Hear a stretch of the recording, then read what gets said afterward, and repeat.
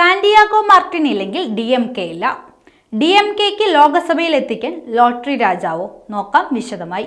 DMKക്ക് 2024 ലോകസഭാ election വിജയിക്കാൻ തന്ത്രങ്ങൾ മെനയുന്നത് ആരാണ്? ഈ ചോദ്യമാണ് എല്ലാവരുടെയും നാവിൻ തുമ്പിൽ വരുന്നത്. BJP തമിഴ്നാട്ടിൽ അണ്ണാമലയുമായി ചേർന്ന് ഒരു കാവിക്കടൽ തീർക്കുമ്പോഴും അവർ ഭയക്കുന്നത് സ്റ്റാലിൻ നേതൃത്വം നൽകുന്ന DMK എന്ന ഒറ്റ പാർട്ടിയെ മാത്രമാണ്. ദ്രാവിഡ രാഷ്ട്രീയം വേരുറച്ച മണ്ണിൽ DMKക്ക് പ്രത്യേക സ്ഥാനം തന്നെ തമിഴ്നാട്ടിൽ അന്നും ഇന്നുമുണ്ട്. എന്നാൽ വരാൻ പോകുന്ന ലോക്സഭാ തെരഞ്ഞെടുപ്പിൽ DMKയെ മുന്നിലെത്തിക്കാൻ ഒരാൾ അണിയറയിൽ പ്രവർത്തിക്കുന്നുണ്ട്. ലോട്ടറി രാജാവ് സാന്റിയാഗോ മാർട്ടിന്റെ മകളുടെ ഭർത്താവ് അദവ് അർജുൻ. 2023 DMKയുടെ തെരഞ്ഞെടുപ്പ് തന്ത്രജ്ഞനായി അദവ് അർജുൻ വരുന്നത്. സ്റ്റാലിന്റെ മകളുടെ ഭർത്താവ് ശബരീശന്റെ അടുത്ത സുഹൃത്ത് കൂടിയാണ് ഇയാൾ. ഈ വർഷം ഫെബ്രുവരിയിൽ ഇയാൾ വിടുതലൈ ചിരുതൈ കക്ഷിയിലൂടെ VCK ജനറൽ സെക്രട്ടറിയായി. ഈ കക്ഷി ഇന്ത്യ മുന്നണിയിൽ കോൺഗ്രസിന്റെ ഘടക കക്ഷിയാണ്.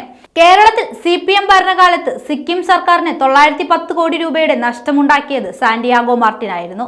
മാർട്ടിന് കേരളത്തിൽ വളരാനുള്ള സാഹചര്യം ഉണ്ടാക്കിയത് CPM ആയിരുന്നു എന്ന് കോൺഗ്രസ് വലിയ ആരോപണം ഉന്നയിച്ചിരുന്നു. ദേശാഭിമാനിക്ക് മാർട്ടിൻ 2 കോടി രൂപ നൽകിയത് പിന്നീട് പാർട്ടിയിൽ വലിയ വിവാദമാവുകയും ദേശാഭിമാനി ജനറൽ മാനേജർ സ്ഥാനം EP ജയരാജന് നഷ്ടമാവുകയും ചെയ്തിരുന്നു. മാർട്ടിന്റെ സിക്കിം ലോട്ടറിയുടെ സജീവ സംപ്രേഷണം നടത്തിയത് കൈരളി TV ആണെന്നും കൈരളി TVക്ക് മാർട്ടിൻ ഇതിനായി വലിയൊരു തുക നൽകിയിരുന്നതായും കോൺഗ്രസ് ആരോപണം ഉന്നയിച്ചിരുന്നു. 2011 മുതൽ 2017 വരെ ഇറക്കിയ തെരഞ്ഞെടുപ്പ് ബോണ്ടുകളിൽ നല്ലൊരു ശതമാനം വാങ്ങിയത് സാന്റിയാഗോ മാർട്ടിന്റെ future games and private limited കമ്പനിയാണ്. 16,000 കോടി രൂപയുടെ തെരഞ്ഞെടുപ്പ് ബോണ്ടിൽ ഏറ്റവും അധികം ബോണ്ട് വാങ്ങിയ കമ്പനി മാർട്ടിൻ്റെതായിരുന്നു.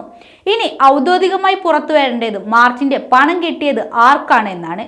സാഹചര്യങ്ങൾ വെച്ച് ഇത് ഏത് പാർട്ടിക്കാണ് എന്ന് ഊഹിക്കാം. തമിഴ്നാട്ടിൽ ശക്തമായി വേരുള്ള ഈ ഒറ്റ കക്ഷിക്ക് വേണ്ടിയാണ് ലോക്സഭാ ഇലക്ഷനിൽ മാർട്ടിന്റെ മരുമകനും ചരടുവലിക്കുന്നത്.